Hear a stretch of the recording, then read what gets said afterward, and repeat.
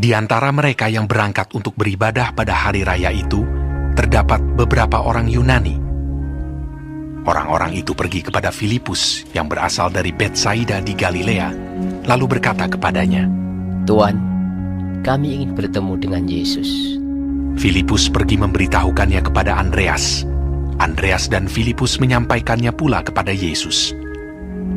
Tetapi Yesus menjawab mereka, katanya, "Telah tiba saatnya Anak Manusia dimuliakan. Aku berkata kepadamu, sesungguhnya jikalau biji gandum tidak jatuh ke dalam tanah dan mati, ia tetap satu biji saja. Tetapi jika ia mati, ia akan menghasilkan banyak buah. Barang siapa mencintai nyawanya, ia akan kehilangan nyawanya. Tetapi barang siapa tidak mencintai nyawanya di dunia ini, ia akan memeliharanya untuk hidup yang kekal.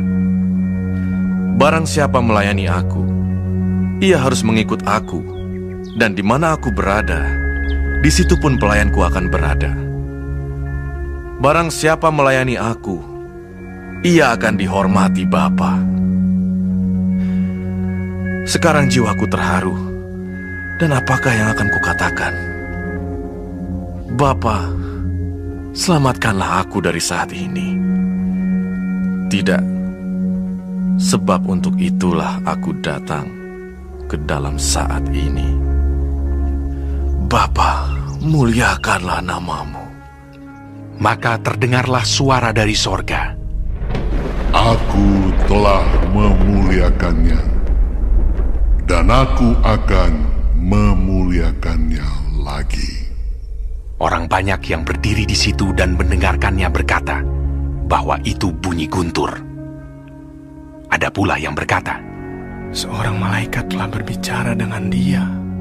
Jawab Yesus, Suara itu telah terdengar bukan oleh karena aku, melainkan oleh karena kamu. Sekarang berlangsung penghakiman atas dunia ini. Sekarang juga penguasa dunia ini akan dilemparkan keluar.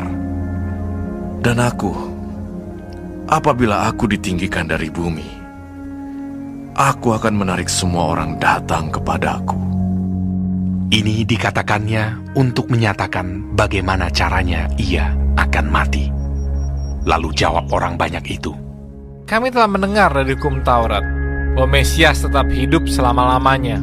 Bagaimana mungkin engkau mengatakan bahwa anak manusia harus ditinggikan? Siapakah anak manusia itu? Kata Yesus kepada mereka, Hanya sedikit waktu lagi terang ada di antara kamu.